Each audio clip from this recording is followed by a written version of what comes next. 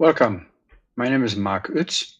I'm from the University of Twente, and I'm your lecturer for discrete optimization this year. This is not the first time that I give this course. I have given it a couple of times before, but actually this is the first time that I have to give this course under these corona circumstances, which comes at a certain disadvantage because we are not going to see each other in physical lectures. On the other hand, it adds a little bit to your own flexibility because you can watch the lectures whenever you want. Okay, so let's get started. As I said, this is an introductory lecture, and the main topic of this lecture is going to be minimum spanning trees.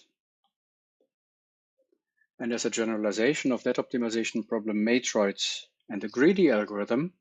But before I start with these problems, I'm going to give you a very short introduction into the field and some of the basic terminology in discrete optimization. Okay, so what is discrete optimization, also known as combinatorial optimization? Well, one thing should be clear, discrete mathematics as a field is just as old as mathematics itself. Think of Euclid, for example, 2,500 years back. He was working on geometry or number theory, very discrete problems by nature. But from the perspective of optimization, the relevance of discrete problems is relatively young. Okay, so what is discrete optimization? Well, it's finding the best solution among a finite set of solutions, or at most a countable set of solutions. Okay, and from the point of view of a mathematician, that sounds like a trivial problem, right? I mean, there's a finite set of solutions and you just pick the best one. What's the point? But finite can be very large. That is actually the problem. And let me convince you that still in the 50s and the 60s, working on finite problems was considered to be trivial, at least among a lot of circles of mathematicians. So this is a quotation from a talk that was given by Bill Pullyblank. Bill Pullyblank is a mathematics professor, or was a mathematics professor in Waterloo, and was also vice president of IBM for a certain number of years. And he was listening to a lecture by a combinatorist, Eric Milner. And he was asking the question, but how would you find one of these solutions, actually? And the answer of Professor Milner was, but Bill, come on, it's finite. Oh, yes, of course, it's finite. Okay, so this is my proof for convincing you that working on discrete optimization problems was not considered to be the most difficult thing, at least not in the 1960s. And of course, the area has a certain number of founding fathers. The area has grown since the 50s and 60s. And some of these founding fathers include people like von Neumann. Some of you might have heard about von Neumann already. He is also considered to be the founding father of game theory. Certainly George B. Dantzig as the inventor of the simplex method for linear programming. Other people like Ford and Fulkerson for network flow theory and algorithms for network flows. Hoffman for polyhedral combinatorics, Kuhn for the Hungarian method for the assignment problem, and also Cook and Karp as computer theorists as founding fathers of computational complexity. But the personal hero, from my perspective, as a founding father in discrete optimization is Jack Edmonds. So Jack Edmonds was a mathematics professor in Waterloo. This picture was taken about 10 years back on a workshop in Ossois, actually taken by myself. And let me give you a citation from one of Jack's papers back from '65. And this citation reads, I'm claiming as a mathematical result an algorithm whose difficulty increases only algebraically in the size of the problem. And here you should translate difficulty as computation time. So that's about an algorithm whose computation time increases only moderately, algebraically, in the size of the problem. Okay, the problem that Jack talks about here is actually the matching problem in graphs, finding a maximum matching in a graph. And one thing should be clear, if I want to find a maximum matching in a small graph, that is certainly easier or takes less time, less computational steps than finding a matching in a larger graph. But this increase should not be over proportional. It should only be polynomial in the size of the problem. And this idea to consider such algorithms, and Jack called these algorithms actually good algorithms, that was a very influential idea, and whole generations of researchers in discrete optimization are still relying on it and working with it, including myself. So much about the founding fathers in discrete optimization. When preparing this lecture, I also thought about what are possible landmarks in discrete optimization. So that means impact of discrete optimization outside the field of mathematics itself. And one of the first things that comes to mind, if you think about it, is certainly the simplex algorithm for linear programming. And actually the first industrial application for the simplex algorithm was the so-called Berlin airlift. I don't know how many of you remember that, but West Berlin was actually in the mid of the 40s, after the Second World War has ended, was isolated by the Soviet Union from the rest of Germany. And the Allies, including the United States, were setting up the Berlin airlift in order to provide the Berliners with everything necessary, including food, for example. And that problem, maximizing the cargo capacity subject to constraints like limited number of airplanes, limited number of pilots, etc., that is the first industrial application of linear programming and Danzig's simplex algorithm. Back then, this problem still was solved by hand and not by computers, but nevertheless. Another landmark is certainly the Hungarian method to solve the so-called assignment problem. So that is a matching problem in bipartite graphs that was done by Kuhn. And if you open a textbook in operations research, you will find that in all these textbooks. And it also has a lot of impact and a lot of applications, for instance, in transportation problems or in industry. Another impact that I would like to cite here that is from the 80s. So 1987 was the founding year of the linear programming or mixed integer linear programming solver CPLEX, and that was done by Bob Bixby. So CPLEX is a C implementation of not only the simplex algorithm, but actually a branch and bound solver for mixed integer linear programming. And I will come to that a little bit later. And that has been very influential too. So, for instance, it was awarded the Informed Impact Prize in 2004. Later, CPLEX was bought by IBM. That was in 2009, and it actually still is as part of the optimization suite of IBM. So this is the website. So this is only 3 possible landmarks of achievements in discrete optimization, which also had their impact outside the field of mathematics.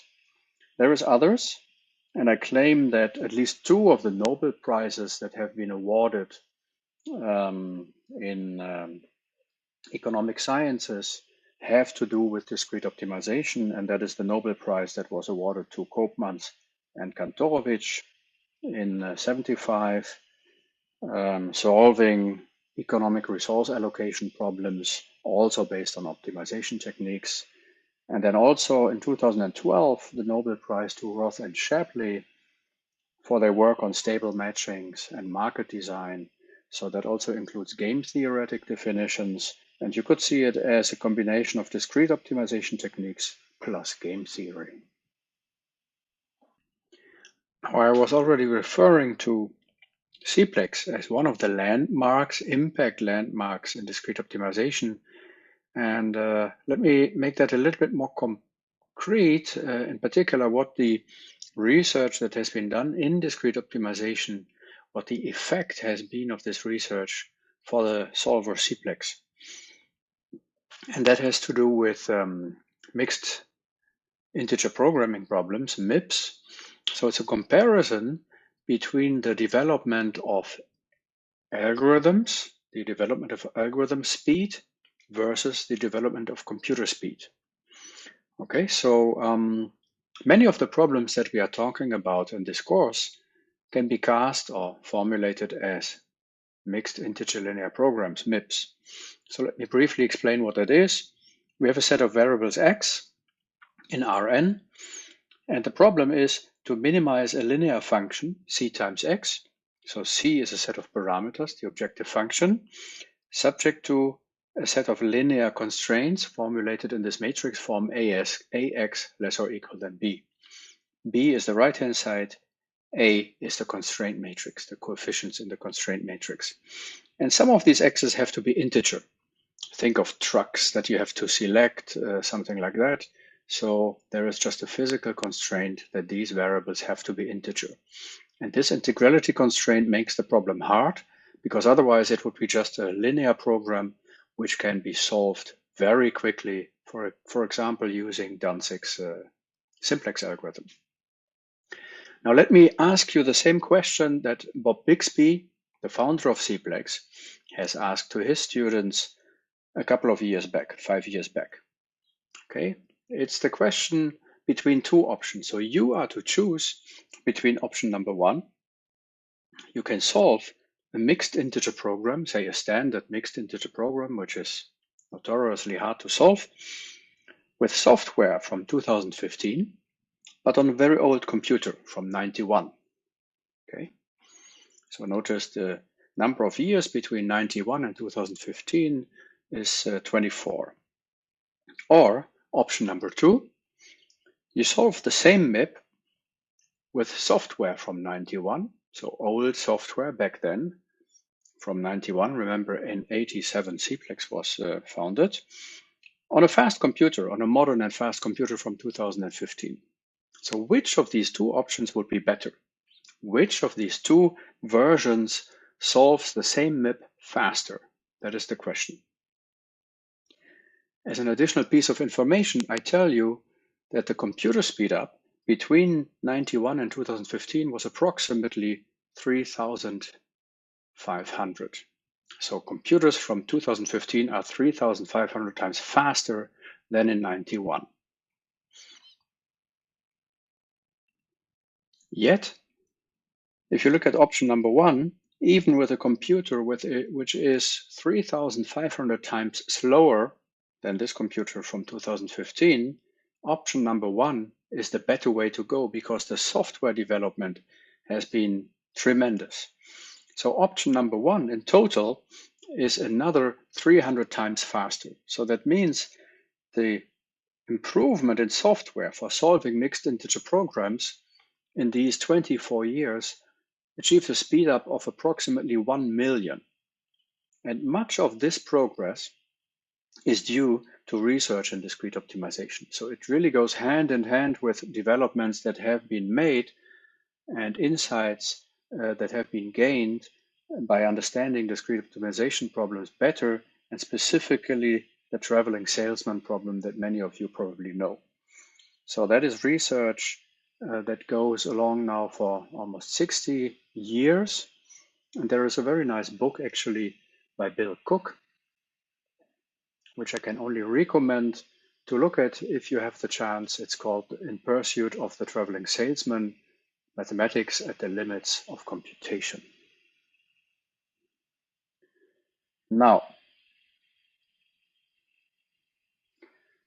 in this master course, we're actually looking at some of these developments.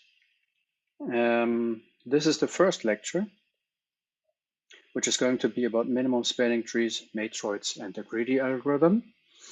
We are looking at other problems, which are classics in discrete optimization, including shortest path algorithms, or for example, Edmonds' algorithm for matchings. A generalization of that is matroid intersection, one of my own favorites. And actually the first 7 lectures is going to be about problems which have good algorithms, in the words of Jack Edmonds. So that means algorithms that are efficient, that can solve these problems in polynomial time, or in time polynomial in the input size of the problem. We talk a little bit about polyhedral combinatorics, because this is one of the cornerstones of discrete optimization. And then we turn in the last 4 lectures to problems which are hard to solve, notoriously hard problems, which are known to be NP hard and most probably do not have polynomial time algorithms. Now, before I start with a minimum spanning tree problem, actually, I have a few practical remarks as to this COVID version of the lecture discrete optimization. So first of all, the lecture notes, the slides, and the videos, everything will be available online. Okay, so the only thing that we do live, that is the scheduled slot on Monday afternoon, in which there is time to ask questions. Okay, so most probably I will be using a big blue button as a platform, but that's not yet determined. You will have weekly exercises, and this is no change in comparison to previous years. These exercises are actually submitted online and are also corrected online. And it's mandatory to do that in pairs, because otherwise it's too much work for us and the student assistants. Not all the exercises are graded, so typically you will get 4 or 5 exercise questions, and 1 or 2 of them will be graded and have to be submitted. And for the others, there will be solutions, but you don't have to submit them, and we are not going to correct your solutions. The final grade is composed of 30% homework exercises, 70% the exam, and the minimum requirement, as usual, is 5.5 or 6 for both of them. In total, there will be 12 lectures that I will be delivering in this way. The schedule actually features 15 lectures, so we have a little bit of flexibility to squeeze in a break or an additional question session or something like that. The regular exam is January 11 and the resit is February 15. Okay, so before we start looking at the minimum spanning tree problem, let us fix some very basic terminology for discrete optimization. And the first definition that I want to give is that of an instance of an optimization problem. So we have an instance of an optimization problem P when we have a set of solutions S and objective function F, such that for any solution S from large S, f of S would be the value of that solution. Okay, and since we have an objective function value, let's say we, without loss of generality, restrict to minimization problems, we say a solution S star is called optimal when it minimizes the objective function value. So f of S star is at most f of S for all other solutions S. Okay, so that would be an optimal or minimal solution. Now, this definition is not really of much help because usually an instance of an optimization problem is not described by a list of all the solutions. It's usually implicitly described, and I will explain that on an example in a second. Okay. So a combinatorial or discrete optimization problem P is then just a collection of instances I of that problem P, such that for any instance of the problem, so for any instantiation, for any concrete instance of the problem P, the solution set is actually finite or at most countable. Okay? So as I said, this definition is not really of much use and we are not going to do much with it, but at least I thought I should mention it. And let us better look at an example. So an optimization problem is something like linear programming or the traveling salesman problem or the matching problem. So let's look at this example, linear programming. What is an instance of a linear programming problem? Well, any particular instance can be described by this data. So that's an objective function value C and a constraint matrix or a set of constraints A, B, with the intended meaning that we want to minimize this linear function C times X, subject to the constraints that AX is less or equal than B and X should be non-negative. Okay. So given this implicit description of an LP, the set of feasible solutions are all the vectors X in Rn that fulfill all the constraints. And the corresponding values for the feasible solutions x are f of x, and that is just this linear function c times x. Okay, so you might object that linear programming doesn't really look like a discrete optimization problem, and that is actually true, because if there is feasible solutions at all, so that if there is feasible solutions that fulfill all these constraints here, then there might be infinitely many, right? But in fact, we can interpret also this linear programming problem as a discrete optimization problem, because let us look at this example here. What I have here is the feasible region described by the linear inequalities and non-negativity constraints, right? So that's all the feasible solutions.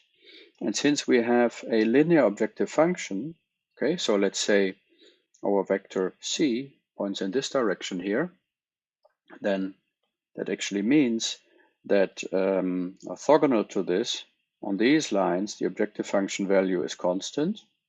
And as you can see, there always exists a solution, an optimal solution, which maximizes or minimizes this objective function, which is a vertex, a corner point of this polyhedron, of this geometric object, right? So we can actually restrict our attention to the vertices of this polyhedron instead of looking at all the solutions, all the feasible solutions. And in this way, linear programming can actually be interpreted as a discrete optimization problem.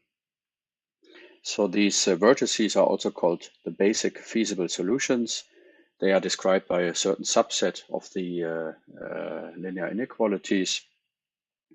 And this discretized view of linear programming is exactly what is exploited by Danzig's simplex algorithm, because what Danzig's simplex algorithm actually does, given a starting solution, it walks along basic feasible solutions towards the optimum solution, okay, in finitely many steps. Now this course is about algorithms to solve discrete optimization problems, so we have to say something about how do we measure computation time. And we measure the computation time, here called TA, of an algorithm A in principle, in terms of the number of basic arithmetic steps. So that would be assignment of values, comparison of values, addition, multiplication, etc. So we do not really take into account, or usually don't take into account, the time it takes to actually compare two numbers. So that means implicitly we assume these numbers are small enough, and that is sometimes called the unit time model of computation. But we are interested in computation time only for large problem instances. So if you give me a very small problem instance like the one that I had on the previous slide here for linear programming, described by only, say, 3 constraints, I can just compute the solution by hand or by total enumeration. So we are interested in the performance of algorithms when the problems grow large. And therefore, we use asymptotic analysis of computation time. And we measure the computation time of an algorithm, first of all, relative to the input size of the problem. So this here denotes the encoding length of a problem instance I. Okay, so very often this is just denoted by n, the size of the problem.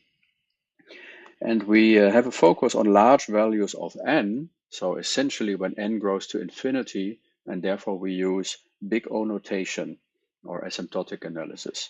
Big O notation as an upper bound, omega as a lower bound, theta as an exact bound on the asymptotic complexity of a function.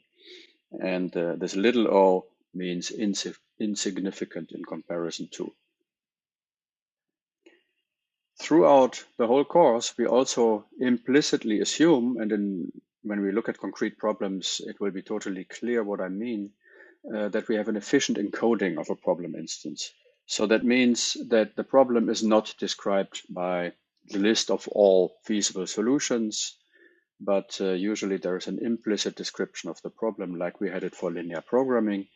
And specifically for numbers, when the problem involves numbers, these numbers are also efficiently encoded. So that means when I have a number c, the encoding length of that number is only log c, the logarithm of c. Now, a good computation time is a computation time that only grows moderately in the size of the problem, and I think that is best explained by the next table. So here on the table, I assume I have a laptop with 2.2 gigahertz, which means I can do approximately 2 billion operations per second. And this table shows an algorithm's computation time when the computation time of the algorithm would be logarithmic in n log n squared, n to the 3, 2 to the n. Okay. Whenever the problem grows large. So when I have a computation time of log n, even when the problem is huge, the computation time is essentially negligible. The same is still true for an algorithm with computation time n log n, but when I have an algorithm with computation time n squared, and I want to solve problems of the size of millions, then I already reach maybe the limit of what is acceptable, so 35 hours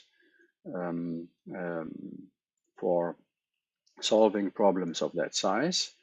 And when you have a cubic computation time, you already see that this doesn't make sense anymore. So this is something like 70,000 years. And exponential computation time is totally out of the anything that is reasonable. As you can see, I can only solve very small problems, or not even very small problems, in reasonable time. And my limit is already reached for problems of size less than 100. So the bottom line, I need to have low order polynomials in order to describe the computation time of algorithms. And that is why Edmund said, well, these algorithms are good algorithms. And from a practitioner's point of view, it even ends essentially at a time complexity of n squared. Now, if you feel unfamiliar with asymptotic analysis, I would advise you to look at these examples and maybe one of the textbooks or the internet. So we will be using or deriving bounds on computation time of algorithms. And for example, if I have a polynomial function, then of course the leading term is determining the upper bound on the complexity. So such a function here is of the order n squared. Even if this is a very large constant, it's still a constant and it doesn't matter. Right? The same is still true here. This is a linear function. Order n squared just means that this is an upper bound, not necessarily the smallest possible upper bound. So I'm not going through all of these things here. It is important to remember that n factorial is worse than exponential. So that's exponential growth. And this is a nice exercise to show that the logarithm of n factorial has the exact complexity n log n. So that is something that is efficient and that actually plays a role when you analyze sorting algorithms. Okay, let's start with the first concrete discrete optimization problem. Some of you might know that already, so you can decide to skip that part of the lecture. Minimum spanning trees. So the goal is to compute in a given graph, undirected graph, minimal cost connected subgraph, such that there is a unique path between any two nodes. So there is a path between any two nodes, and because it's a tree, it's going to be a unique path between any two nodes. Now, what's the definition? We are given an edge-weighted undirected graph G. So V is the set of vertices, E is the set of edges, and C is a cost function, non-negative cost function on the edges of the graph. From the point of view of discrete optimization, the set of solutions S would be all subsets of the edges, G, which are a spanning tree. That's a connected and spanning subgraph. And the values of such a tree, the objective function value of a tree, is just the total sum of the edge costs. And our goal for any instance, so for any concrete graph together with a cost function, we want to find a minimum cost spanning tree in that graph in as short computation time as possible. So let me draw a toy example here.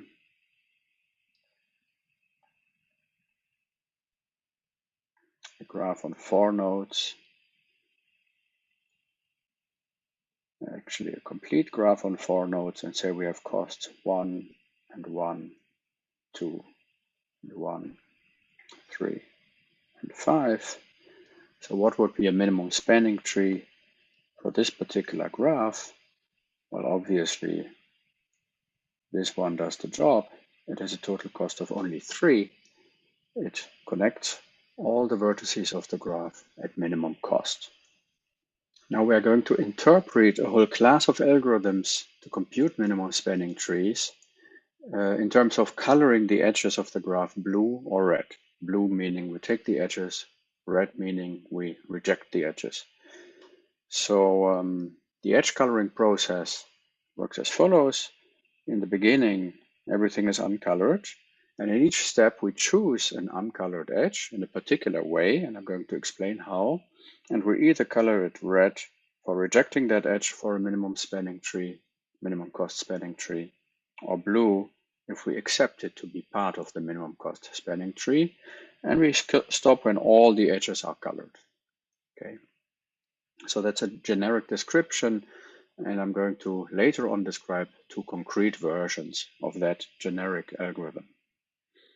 Okay, the invariant that we are going to maintain throughout coloring the edges blue or red is that there always exists a minimum spanning tree at any point in time containing all the blue edges but none of the red edges.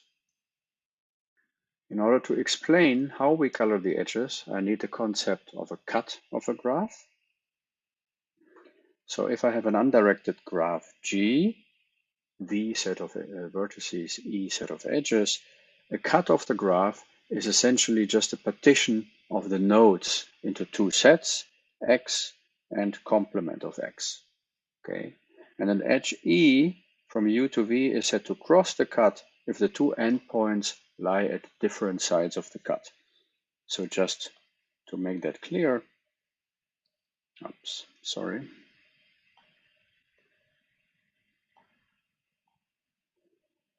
So what is a cut of a graph?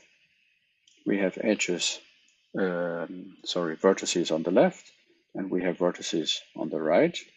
So that is the complement of X. That is all the vertices of the graph. And there is a couple of edges going across the cut. So such an edge from U to V here, that's an edge that crosses the cut. And actually the set of all edges crossing the cut is called delta of X. So here's the formal definition. By delta of X, we denote the set of all the edges crossing the cut. Okay, and notice that this definition of delta is actually symmetric by definition. Crossing the cut from one side is the same as crossing the cut from the other side. Now let me explain the edge coloring rules that we are going to apply. The blue rule is I find a cut in the graph that is not yet crossed by any blue edge, and among all these uncolored edges in the cut, I choose one of minimum cost and color it blue. Okay, so let me just make a little picture. So we have a cut, X and X bar. We have vertices on the left-hand side and on the right-hand side of the cut. We have no blue edge crossing the cut yet. There could be blue edges elsewhere in the graph, to give an example here. And what we do is among these edges obviously also have costs. Say 1, 2, 1, 5, 3, 0, 1. We choose an edge of minimum cost for that cut, which here is this edge, and we color it blue. So that is the blue rule. That means accepting this edge here of cost 0 into the minimum spanning tree. Here is the red rule. In the red rule, we find a simple cycle C in the graph, not yet containing any red edge.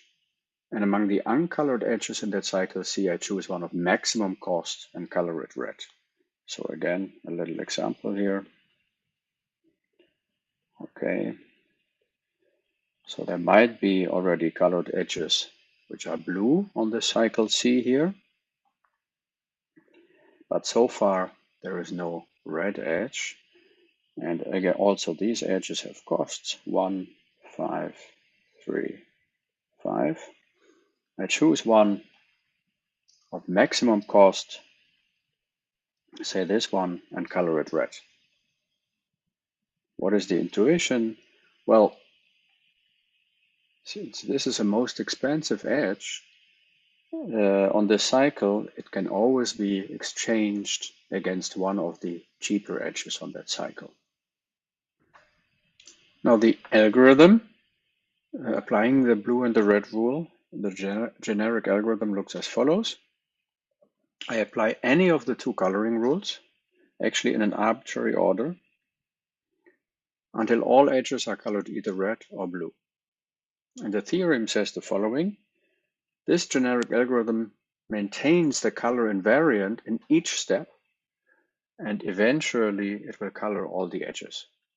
So remember what the color invariant was. The color invariant was that there always exists a minimum spanning tree containing all the blue and none of the red edges. And notice that if this color invariant is true, and the algorithm actually eventually colors all the edges, the set of blue edges must be a minimum spanning tree at the end. This is true because of the invariant. So the invariant says something about existence of a minimum spanning tree containing all the blue edges.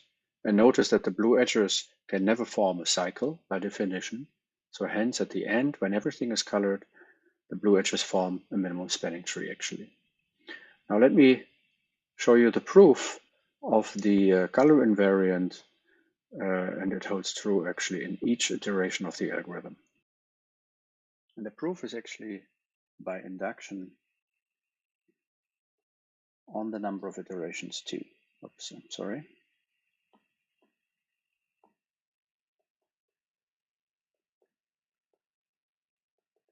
So it's by induction on the number, or on the iteration number t. Let's do the inductive start.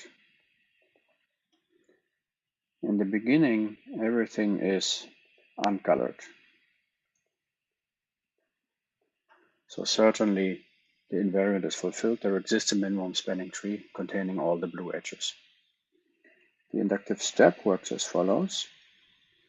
Let T be a minimum spanning tree satisfying the invariant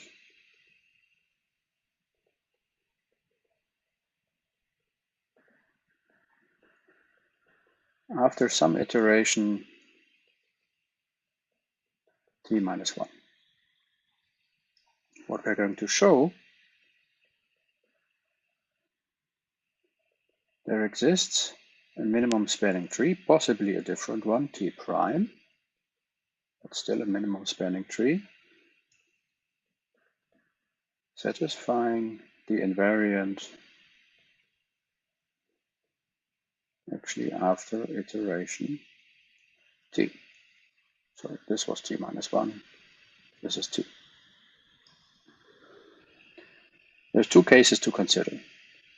Case number 1, let's consider an edge E from U to V that has been colored blue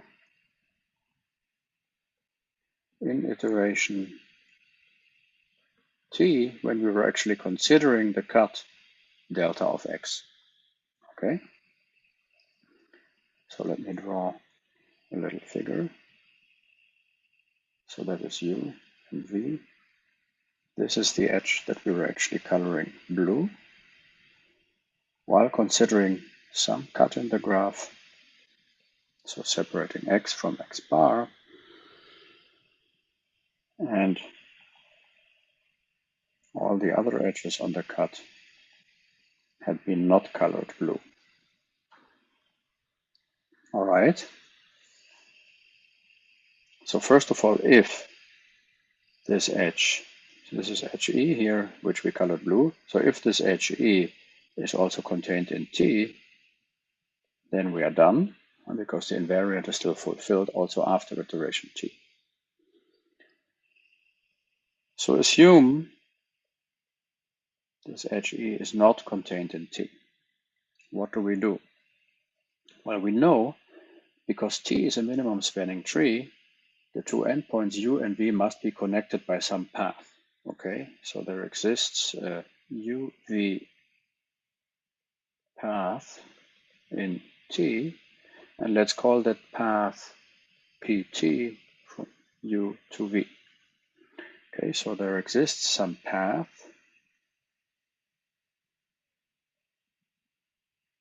from U to V, PT, UV, in the minimum spanning tree T. Okay, of course this path must cross the cut at some point in time. So therefore, there exists an edge E prime, which is part of this path from U to V. And actually this is the edge E prime that I'm talking about, which is also part of the cut, which is crossing the cut. Okay. Now we know by the blue rule that this edge here was the cheapest, or one of the cheapest edges crossing the cut. So therefore, we actually know that the cost of E prime is at least the cost of E by the blue rule.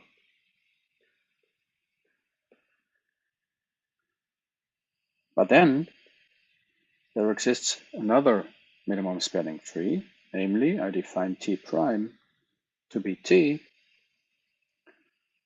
plus the additional edge E, the blue edge E, but minus the edge E prime.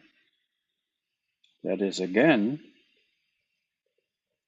a minimum spanning tree. It's again spanning because when I take out edge E prime, I reconnect the two disconnected components by adding edge E, and I know that edge E was actually cheaper, or at least not more expensive than edge E prime. So that's again a minimum spanning tree, and it actually satisfies the invariant after iteration T. Okay, so that was the case when we are coloring by the blue rule. Now let's look at the other case.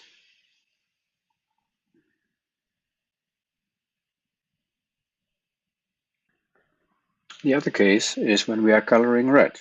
Okay, so an edge E from U to V was actually colored red. And let me again support that by a picture, U and V. That is the edge that we colored red. And this was actually an edge on a cycle.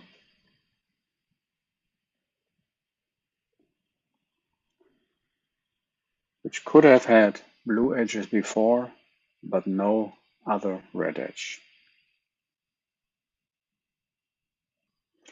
So we have to show that this edge E,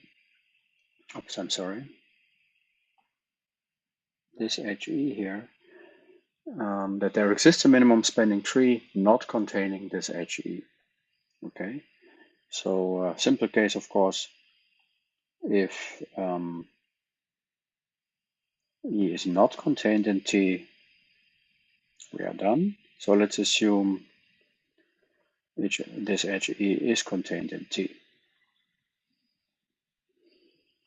Now we consider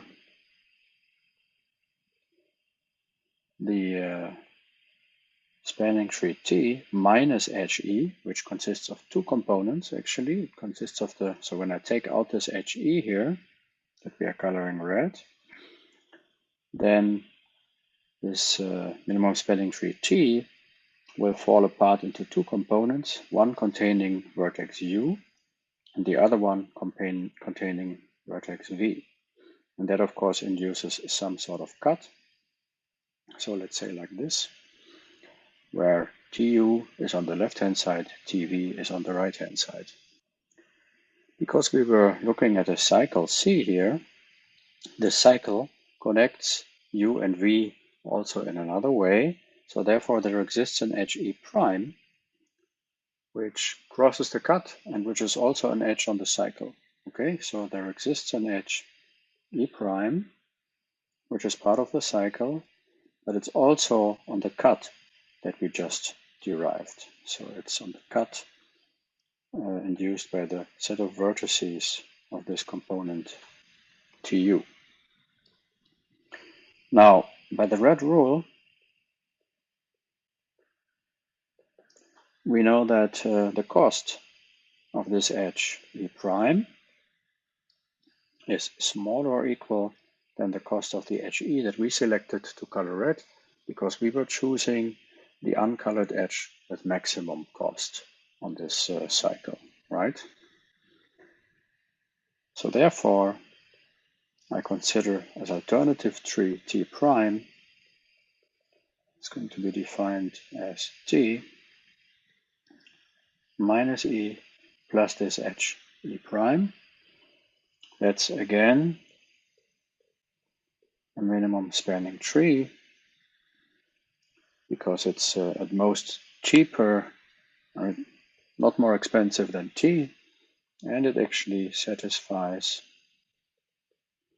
the invariant not containing any of the red edges, namely after iteration T. And that's the end of the proof. At least the proof of the invariant, and we are still to show that at any point in time we can still color an edge. So if there still exists uncolored edges, say an edge from U to V, which is still uncolored, I have to argue that I can color this edge in one of the two colors. So if U and V are connected by a blue path, actually, so that means there exists some path in blue, then actually that means that this edge E can actually be colored red.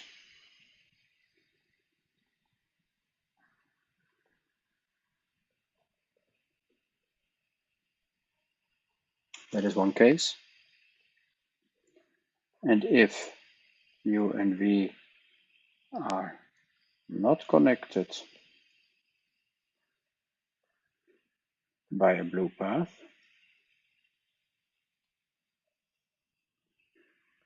there must exist some cut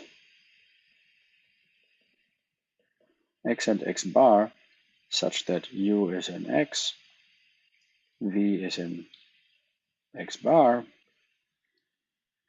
and none of the edges of this cut, delta x, are blue. And that means we can actually use the blue rule to color the edge E. So that means that at any point in time, you can always color an edge, so the algorithm will terminate when all edges are colored. So that finishes the proof, and I summarize. So actually, I argue that the algorithm will terminate because all the edges will be colored eventually, And because of the invariant, we always know that the set of blue edges can be extended to a minimum spanning tree, or there exists a minimum spanning tree containing all the blue edges. And hence, when the algorithm terminates, the set of blue edges must be a minimum spanning tree. Now, this is a generic description of an algorithm, but it's actually not yet an algorithm, because in order to color blue, we would have to know how to find a cut such that none of the edges in the cut is colored blue already. Or in order to color red, we need to find a circle such that none of the edges is colored red. Now, on the next slide, I'm going to show one possible and very simple way of how that can be done, and that is actually known as Kruskal's algorithm. So in Kruskal's algorithm, the only thing I do is I start with an empty tree, and I sort the edges according to costs, smallest first. So look at this little example here, this example graph. It has edges of cost 1, 2, 2, and 5. Okay, so what do? We just go through these edges one by one and insert the edges cheapest first if that does not create a cycle. So in the iterations here, I just check if the current edge that I'm considering has both endpoints in the same blue subtree. Then we would create a blue cycle, which is forbidden. So in that case, I would color an edge red. Okay. And otherwise, I will be connecting two blue subtrees, and I select that edge and color it blue. Okay. So look at this little example here. We look at the first edge number 1. It has cost 1, and it would be colored blue. Then we have a tie. We can choose any of the other two edges. So edge number, say we pick this one, and we would color it blue as well, because it does not yet create a cycle. So that means the two endpoints are parts of different subtrees at the moment that we insert this edge. So this edge has been chosen, this edge has been chosen. Now we look at the next edge, which is this one, and we see that this would close a cycle, so it cannot be chosen, so we have to color it red. And that is actually what we also do. This one will be colored red, and then finally this one will be colored blue. Okay, and that's it. So this way is a very simple way of finding cuts such that none of the edges in the cut is already blue, and also finding cycles. So let's briefly look at the correctness of the algorithm. So the only thing we have to do is we have to verify the preconditions of the two coloring rules. We already proved that if we adhere to these preconditions and if we follow the coloring rules, then we have a good algorithm that at least computes the minimum spanning tree. So the only thing we did now is we have chosen a particular order in which we selected cuts and cycles. So the two preconditions, so when I'm actually coloring an edge from U to V red, that happens when there is already a path of blue edges that is connecting these two edges. And that means by the ordering of the edges, this red edge here is the most expensive of the edges because it was considered last. So therefore, it is eligible to color this edge actually red because it's the most expensive edge on the cycle, induced by this blue path from U to V and this edge E actually. So what about the blue rule? So whenever I color an edge blue, I claim that this edge E is the cheapest edge that is connecting the corresponding subtree rooted at U, for example, with the rest of the graph. Okay, so look at this little example down here. Sorry. So when I consider this edge here from U to V, and I see that this connects two different subtrees. That means that the corresponding cut that I could draw around this subtree here, rooted at which contains node U, that this edge is the cheapest edge that goes across this cut here. Why is that? Well, again, because I consider the edges cheapest first, right? So if there was another edge which was cheaper, I would choose that one. So therefore, the precondition of the blue rule is actually fulfilled and we can apply it. So this already proves the correctness of the algorithm. And now let's look at the computation time. Okay, so let's have a look at the computation time. The first that we have to do is we have to order the edges according to their costs increasingly. So we have to make sure that we consider the edges in increasing cost values. And that can, for example, be done using a merge sort algorithm in time m log m, where m is actually the number of edges. But apart from that, we have to do one thing which is a bit more tricky, because we have to be able for each of these edges to decide if that edge can actually be added to the current subtree. So if it creates a cycle, yes or no. And if it does not create a cycle, we would like to add it to the current subtree, so color it blue. I claim that this can be done in time linear in the number of vertices of the graph. So the question that we have to answer, if we consider this particular edge E here, and we want to decide if we can color this edge blue as well, we actually have to know if there is already a blue path that is connecting these two vertices or not. And that is a very non-local property. So how do we actually do that? Well, here's the theorem. Kruskal's algorithm actually solves the minimum cost spanning tree problem in time order n squared plus m log n, where the m log n comes from the sorting. And for the rest, I will have to argue. But first of all, how do we actually decide or answer this acyclicity question? And that is not so difficult. We do the following. We start with an empty tree. And what we do is we label all the vertices of the graph according to their components.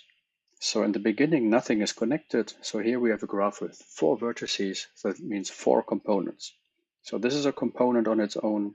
This is a component on its own, etc. Okay, so this label x of v1 is the component number that belongs to this particular vertex, number 1 here, and so on. And now what do we do? Well, we start coloring the edges. So the first edge that we consider is certainly not going to close a cycle. So that was this one here. And now we have to make an update step, right? Now we have to look at both endpoints of this colored edge, of this blue edge, these two endpoints. And we have to make sure that we remember that these two endpoints belong to the same component. So it doesn't matter which one, but for example, we update this one to component number 1, okay? So that I can recognize later on easily if these two endpoints belong to the same component or not. And this way we iterate, okay? So the next edge that we were coloring was this one. And also here the component number will be 1. The next one, that would be this to consider. And we realize that the two endpoints for this particular edge have the same component number, meaning they are connected by a blue path already. And therefore, the edge that we are considering cannot be chosen and should be colored red. And so this continues. So at the end, the last edge is selected and the corresponding component number would also be set to 1. And we are done. So let us now see how we actually get to the computation time that I claim here, namely order n squared plus m log n. Well, first we have the sorting step. Using, for example, merge sort, and we have m edges to sort, that would be a computation time of order m log m. Now the number of edges can be at most of the order n squared. So this is upper bounded by m log n squared. And this is just order m log n,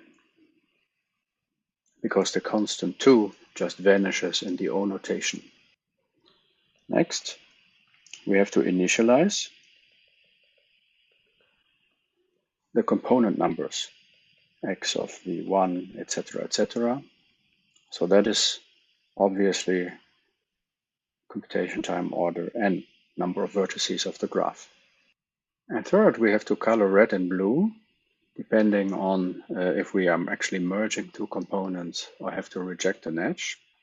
So for example, if x of v is equal to x of u, so that means the two vertices u and v belong to the same component already and are connected by a blue path, then we color it red. But we can just do this comparison of these two numbers, x of v and x of u. Then the edge will be colored red. And how often does that happen? That happens at most m times, m the number of edges, and each time it's just a comparison of two numbers. So that's in total order m computation time. And finally, we have the case where the component numbers are actually different. In that case, we have to merge two components. And how do we implement that? Well, we could, for example, for simplicity, say the following: for all vertices W, which have the same component number as, for example, the vertex V, so with x of V equals x of W, I just do the following.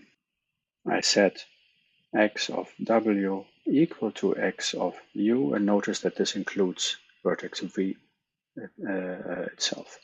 So what is happening here is that we have the union of two subtrees, and how much time does this for all loop take? Well, I'm looping over all the vertices of the graph, so that is order n again.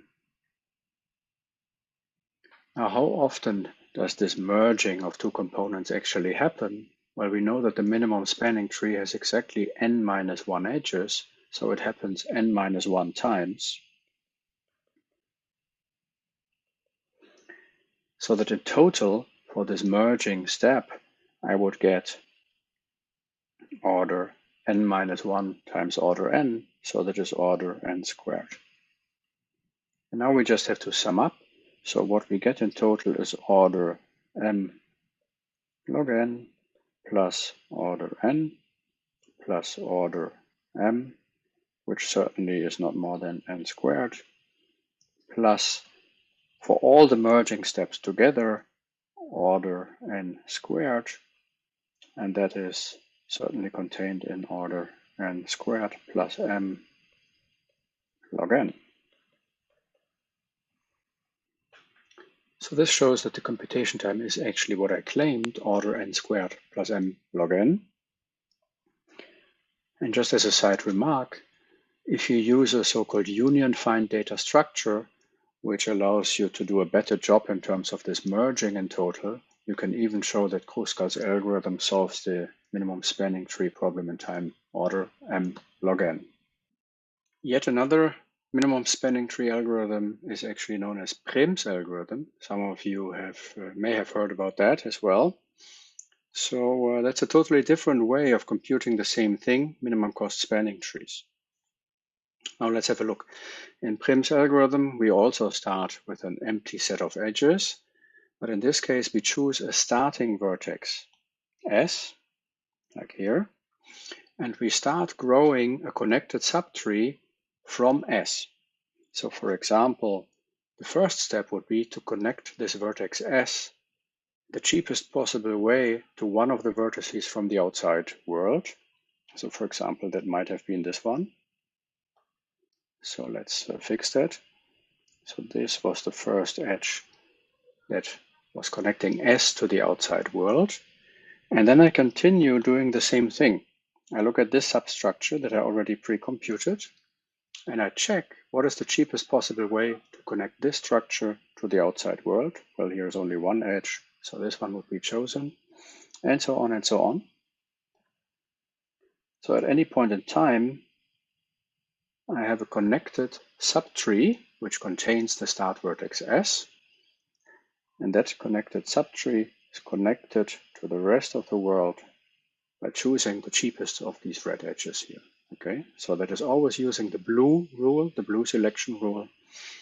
And at the end of the algorithm, we will have computed a spanning tree, actually a minimum spanning tree. And if you want, you can color all the remaining edges that were not chosen in red. I would leave that as a reading exercise. So as reading homework, if you're interested, convince yourself about the correctness of Prim's algorithm, which is not so difficult using the blue and the red rule and the preconditions that we already had proven before, and also the computation time of Prim's algorithm. Now, but for the rest of the lecture, I would like to focus on Kruskal's algorithm, because Kruskal's algorithm belongs to a class of algorithms which are known as greedy algorithms. Remember what the algorithm does? We are sorting the edges. We are just picking the cheapest possible edges as long as we do not violate a mathematical structural constraint which is still remaining or not being cyclic. Okay, so we choose the cheapest possible edges, as much as we can, until we hit the first point where we cannot choose this edge because it would violate our constraint that the computed substructure should be a tree. And this idea can be generalized, and the mathematical notion for that is that of matroids, and the corresponding algorithm is Edmonds' greedy algorithm. So let's have a look. The first definition that we need is that of an independent system. And as an example, as a running example, you can think of a set of edges of an undirected graph without any cycle. And if I take a subset of this acyclic subset of edges, it still does not contain any cycle. So let's make a mathematical definition out of that. We have a finite set S, and this curly I here is a collection of subsets of S. So 2 to the S here is just all the subsets of S.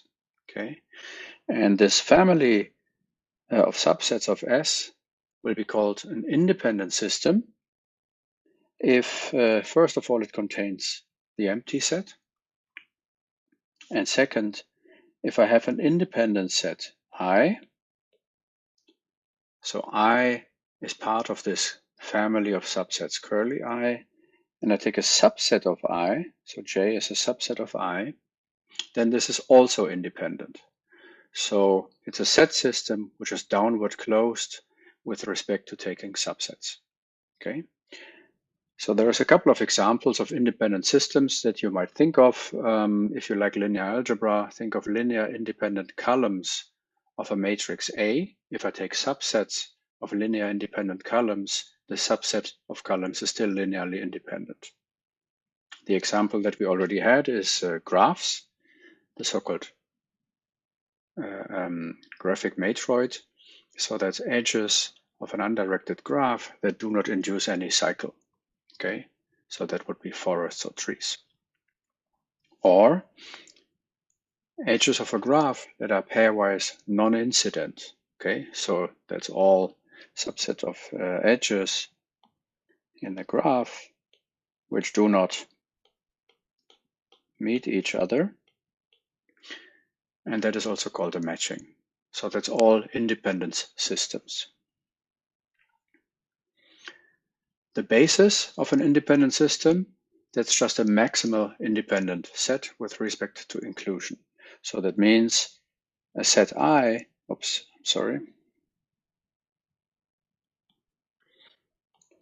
a set I which is independent is called a basis if there is no superset J which is still independent, no strict superset J which is still independent. Okay? And we also define a basis of a subset of S. So if you look at this line here, so S is a fixed subset of our ground set S. S prime is a fixed subset of our ground set S. And I is a basis of S prime. Again, the same definition. If I cannot be extended, so if there is no subset of S prime, no subset J of S prime, which is a strict superset of I and still independent. Okay, so that's just inclusion maximal subsets, but in this case just contained in S prime. So that's a basis of S prime. That is a definition which makes sense for each subset S prime of the ground set S. All right. And the basic computational problem that we are looking at, we are given weights on the elements. Okay, so we have a weight function on the elements S, and we would like to compute a basis. So that's an inclusion maximal independent set of maximal or minimal weight. Looking at minimum spanning trees, it was actually a basis of minimal weight. So that was a minimal cost spanning tree. Now for a change, we look at basis of maximal weight. Okay. That's the basic computational problem that we are actually addressing. And we are asking the question,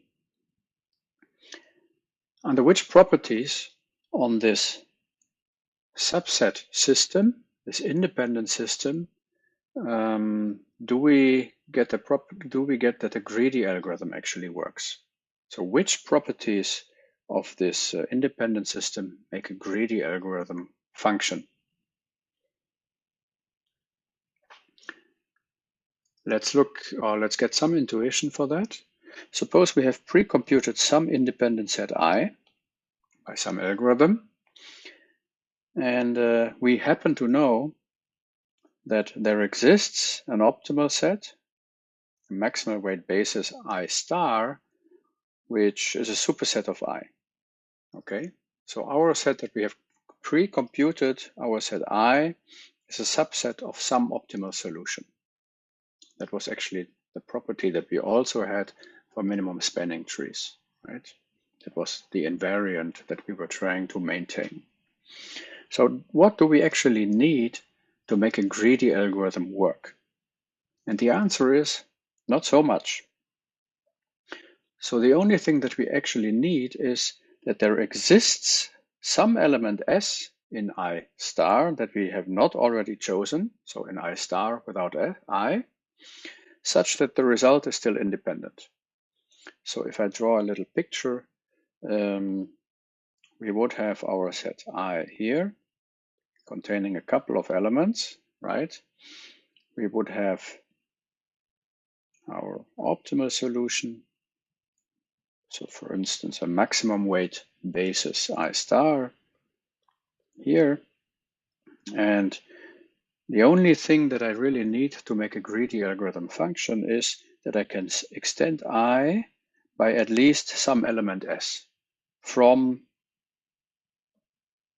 I star from the elements that I have not selected so far.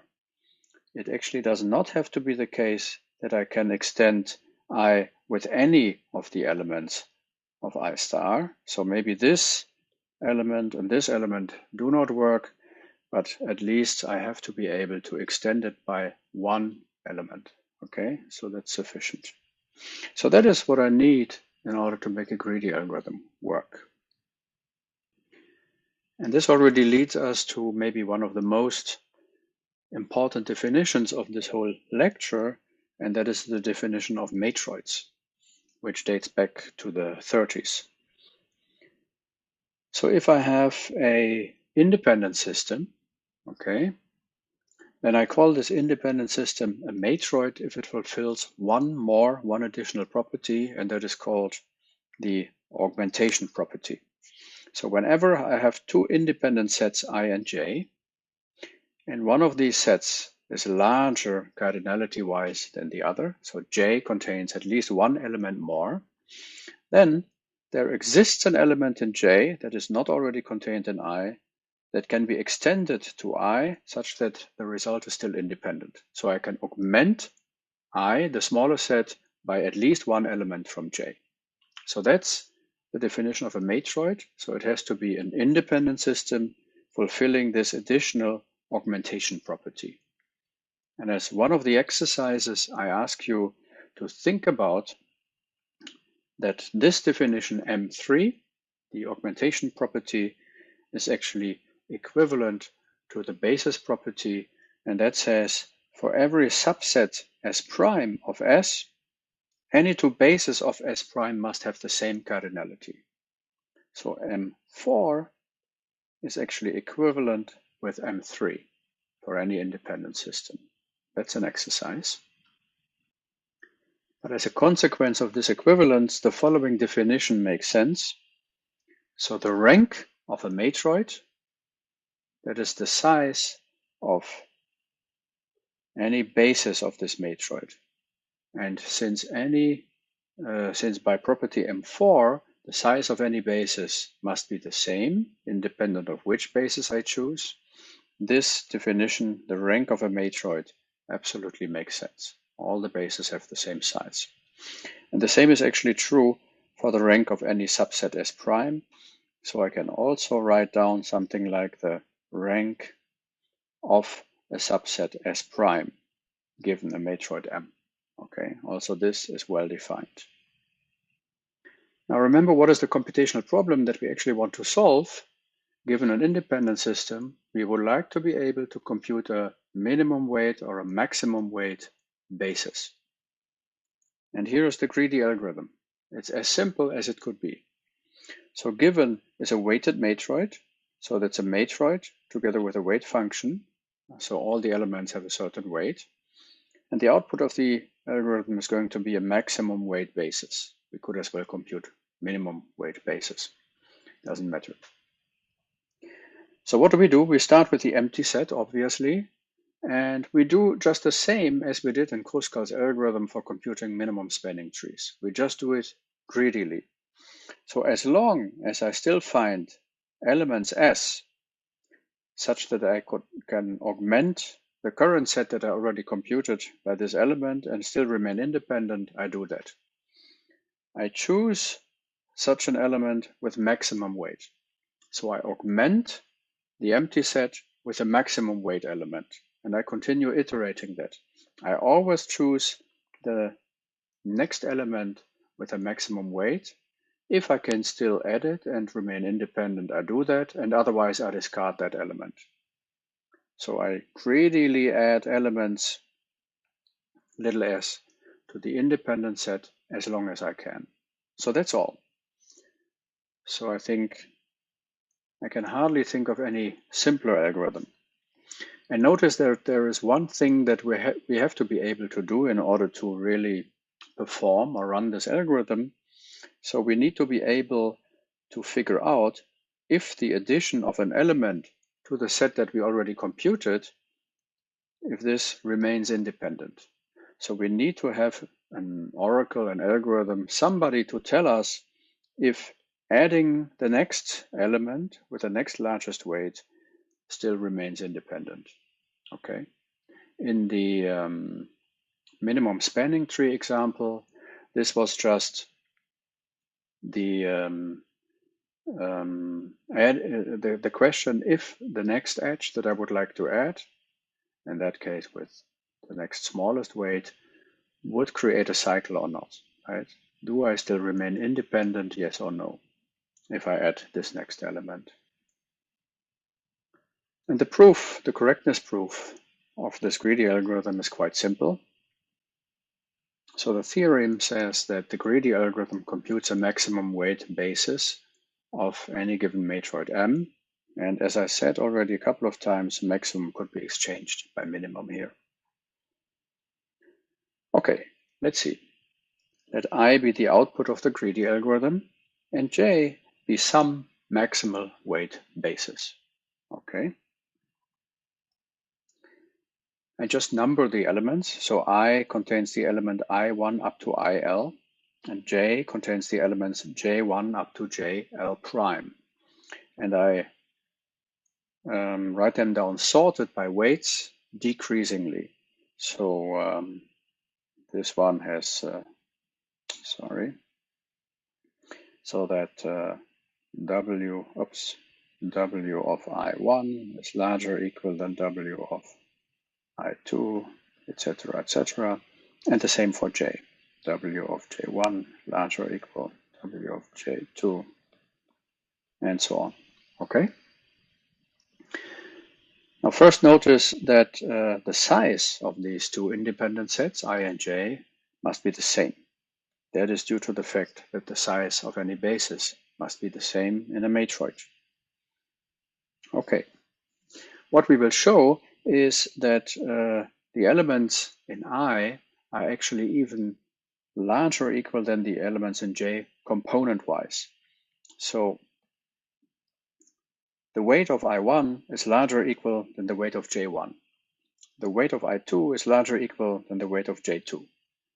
And that will prove, if I can prove that, obviously the total weight of the set I that the greedy algorithm has computed is at least as large as the total weight of set J, and we are done, right? Because J was assumed to be a maximal weight basis, so all the weights must be the same. Now, how do we see that? Assume to the contrary that this component-wise comparison is not true. Okay, so there exists some index k such that the weight of ik is smaller than the weight of jk. And let's say k is the smallest such index. Okay, so there exists some element here which for the first time has a smaller weight than the corresponding element on the kth position here. Okay. Now I consider the greedy algorithm, namely before the kth iteration, when the greedy algorithm is about to pick this element ik. Okay, so this is the set that the greedy algorithm has pre-computed already before iteration k, and I also define jk as the first k elements of j. So we are considering iteration k of the algorithm, and we are going to get a contradiction to the definition of the greedy algorithm at the end. Now both these sets, I, k minus 1 and jk, are independent sets. One is larger than the other. I, k minus 1 contains k minus 1 elements, jk contains k elements. So by this augmentation property, there exists some element j in jk, not already in I, k minus 1, that can be such that I, k minus 1 can be augmented. Okay, so this result here is still an independent set. I do not know which element j that is, but I do know that these elements are sorted by decreasing weights. So whatever element, whatever element jk that actually is, I'm sorry, that is element j, okay? So whichever element j that is, I do know that the weight of this element j is at least as large as the weight of element jk, because they are sorted decreasingly. And our assumption was that the weight of jk was strictly larger than the weight of ik. And now we already have the contradiction. Why? Well, because there exists an element, namely this element j, that the greedy algorithm could have selected. It has strictly larger weight than the element ik, and that is the element that the greedy algorithm has selected. So the greedy algorithm has selected an element which does not have maximal weight among the elements he could have chosen. So that's the contradiction. So indeed, the greedy algorithm works and computes a maximum weight basis of a matroid. And remember, if you think about an illustrative example, That's exactly the same as Kruskal's algorithm to compute minimum spanning trees. All right. Even more is true. So if I have an independent system, the greedy algorithm computes a maximum or minimum weight basis for all possible weight functions W if and only if M is a matroid. Okay, so the mathematical structure of the matroid is exactly the property that makes the greedy algorithm work. It can also not be extended. The if was already done, and for the only if, we assume that the claim holds, so the greedy algorithm computes a maximum weight basis for all weight functions, but we assume this is true even if the independent structure is not a matroid. Okay, and we will show that. So we will show that we get a contradiction whenever we assume that this independent system is not a matroid. So what do we assume? So we assume the greedy algorithm computes a maximum weight basis for all weight functions W, but our independent system is not a matroid. If our independent system is not a matroid, that means that M3 actually fails, right?